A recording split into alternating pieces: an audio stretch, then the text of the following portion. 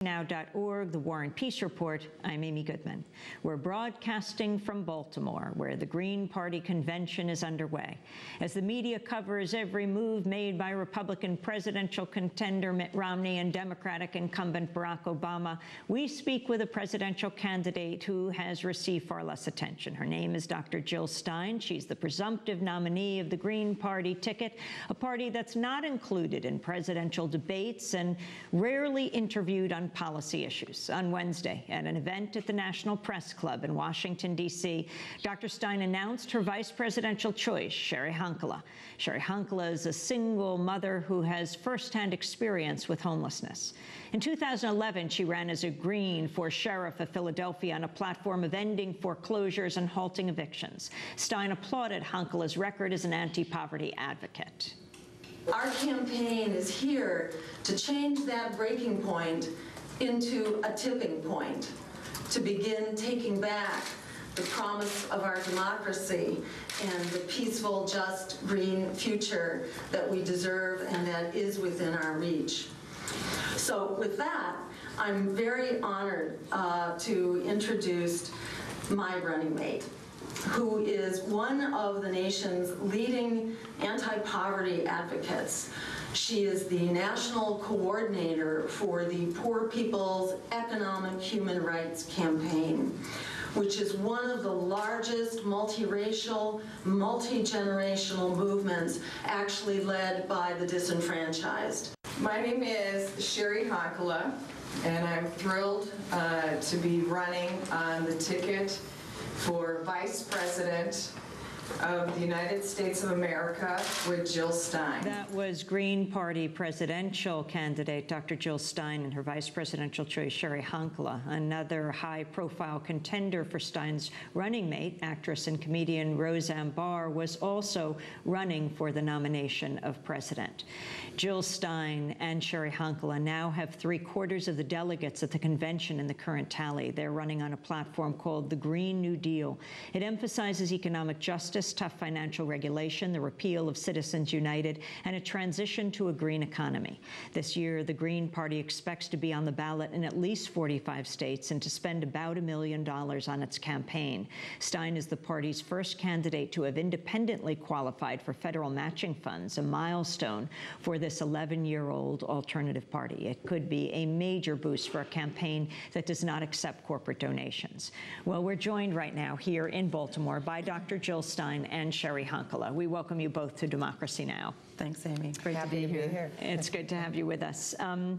Dr. Stein, right now, the actual nomination has not taken place. We interviewed Roseanne Barr a while ago, who was running against you for Green Party president. But if you were elected president, what would you do? Clearly, a lot needs to be done, Amy, as you know so well. The American people are really in crisis, facing the loss of our jobs, decent wages, affordable health care, losing our homes.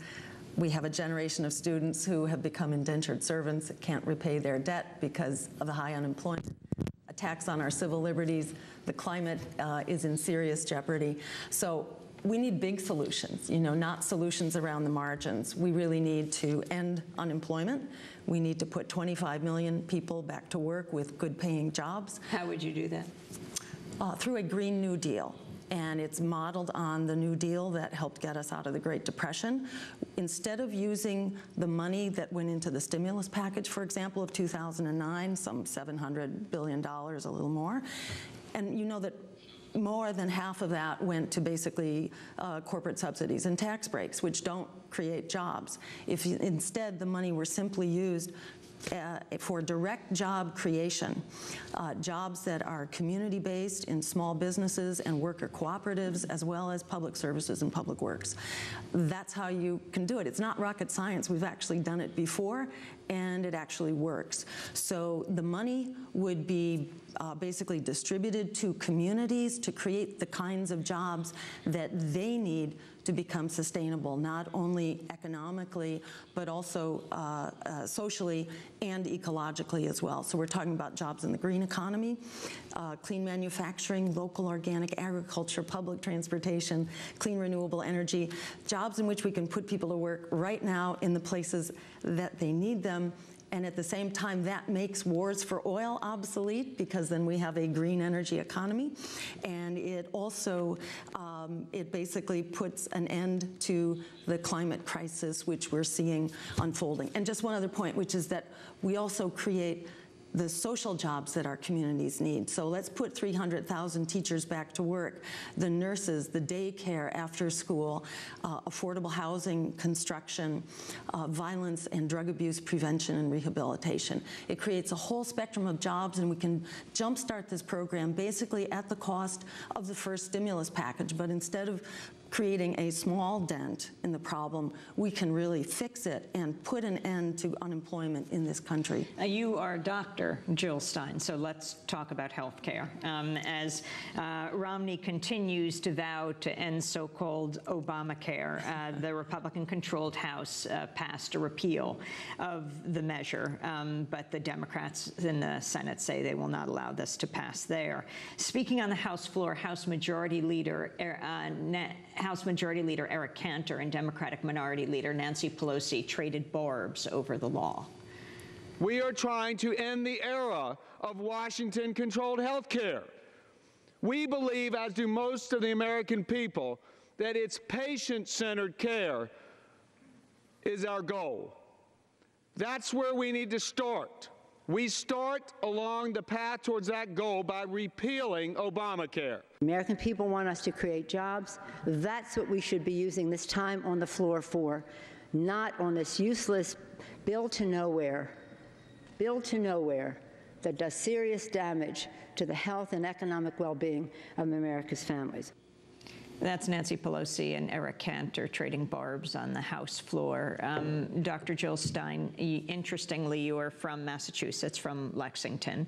So even as Mitt Romney attacks President Obama over his health care plan, it was very much modeled on Romney's health care plan when he was governor of your state of Massachusetts. Exactly. Yes, and we've had Romney Care, AKA Obamacare, in effect in Massachusetts for 5 years. So there's a track record here, and that track record is very problematic. Romney Care, Obamacare helped some people and it hurt other people. It basically pits the very poor against the near poor, and that's not a solution. And this whole debate, I think, misses the point, which is that we can actually solve this problem. There's also a track record of success. It's called Medicare. Instead of spending 30% of our health care dollar on waste and wasteful insurance bureaucracy and paper pushing, we can take that 30%, squeeze it down to 3%. That's what the overhead is in Medicare, and then use that incredible windfall to actually expand health care and cover everyone. So, Medicare works, people like it, it's been tampered with, and we need to fix it and create an improved Medicare. But it actually works, and we have the track record all over the world, really, of just about every developed nation. So just dropping the over 65 from exactly. Medicare. Right. Let's make it from the point of conception on, that we're basically covered cradle to grave. And how could the U.S. afford that? Well, it actually is a money saver, and we know that because of that 30% waste that is part and parcel of our privatized healthcare system now. 30% of your healthcare dollar is paying for those elaborate forms that you have to fill out, every time your insurance changes or every time you see a provider. There's a mountain of minutia that goes into the tracking of payments. Instead of tracking who's using what and who pays for it, let's just pay for healthcare and let's cover it as a human right. There are most other other developed nations around the world are using a Medicare for all single-payer type system, providing better care with better outcomes at half the cost of what we're paying. So there's a really good solution here. It also stabilizes medical inflation, which is actually the biggest driver of our skyrocketing healthcare costs. And on that account, economists estimate that moving to a Medicare for all system will actually save us trillions of dollars over the coming decade. So this is not a cost, this is actually a money saver. The issue of the Supreme Court upholding Obama's health care law, but not on the issue of expansion of Medicaid. Exactly. Explain the significance of this. Well, that's huge. It basically destroys what was most valuable in the Affordable Care Act. And in fact, if you look at Massachusetts, what has really benefited people in Massachusetts who need health care is the expansion of Medicaid, far and above anything that the What does that Romney mean, Care the expansion of Medicaid, and what won't happen now? Exactly. It means that people who are basically at the poverty level or some slight increase over the poverty level, I'm not sure exactly where the cutoff is, but it means if you're poor, you're covered under Medicaid. With Medicaid expanding to cover millions of people who are not currently eligible. So Romney Care expanded Medicaid eligibility. And what is the Supreme Court decision? And the Supreme Court decision, basically it allows states to take it or leave it on the Medicaid expansion. So it's expected. There were some, 20-some states, a majority of states actually, who were suing to overturn the Affordable Care Act. So it's expected that those states are going to decline the expansion of Medicaid. We're going to break and then come back to this discussion, and you can introduce us to your new vice presidential running mate. Again, the official vote of the Green Party has not taken place yet for the Green Party candidate, but Dr. Jill Stein is the Green Party presumptive nominee. She was running against Roseanne Barr. This is Democracy Now!, democracynow.org, The War and Peace Report. We're broadcasting from Baltimore, where the Green Party convention is underway. Stay with us.